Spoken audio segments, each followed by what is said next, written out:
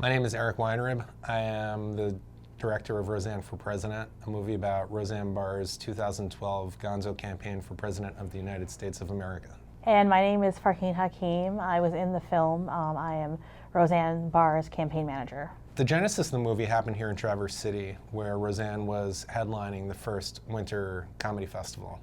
And she said to Michael, "I'm thinking about running for president, and I want someone to help." And Michael suggested me, and he put us in touch, and that's how the movie began, was sort of like the two of us forging forward together. We both agreed from the beginning that it had to be serious. Like, she had to, you can't make a movie about someone running for president if they're not running for president.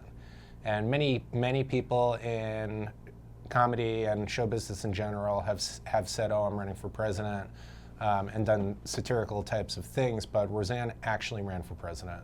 And by doing so, she stuck her neck out, and I have always celebrated people who stick their necks out, because often they're ridiculed. They are always taking risks. In the film Roseanne for President, I am her campaign manager. I'm working really hard to get the endorsement of the Green Party. At the time, I was one of 7 national co-chairs of the Green Party. I felt very much like this is the appreciation that a lot of activists need to see once in a while, to know that the work that they're doing is good, because it's not the instant gratification. You don't win the race, you don't defeat the piece of legislation that is going to be harmful to your neighborhood. You don't get that a lot.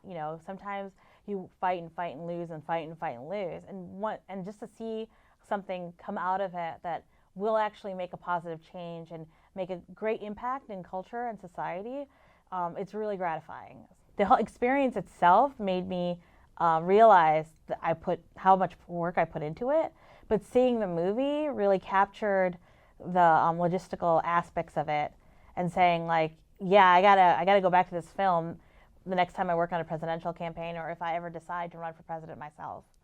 We spent a lot of time together while we were making the movie, and we ended up getting to know each other quite well. And we like to have a good time. We greatly value fun and adventure, and because of that, it felt like, going on a road trip with your friends and having a good time and doing important work along the way, but not forgetting to value each other as human beings, and our friendship grew because of that.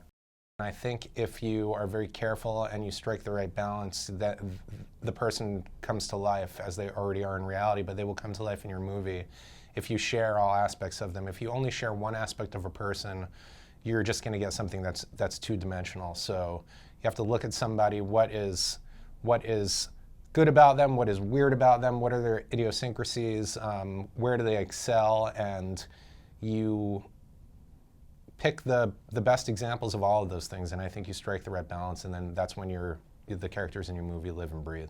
Regardless of what you're searching for, and regardless of what you think your movie is about, if something happens before your eyes that makes you feel a certain way, and the easiest, most palpable example I could give is, if something makes you laugh, don't let that be a fleeting personal moment. It's gold. Like, if you want your audience to laugh, those moments in reality when you laugh, those are the ones that are going to do it best. If you get an emotional reaction to something, don't forget that moment. Write it down and make sure you examine it in the editing room and figure out how you can make those real, organic moments the puzzle pieces, instead of what you predetermined the movie would be about.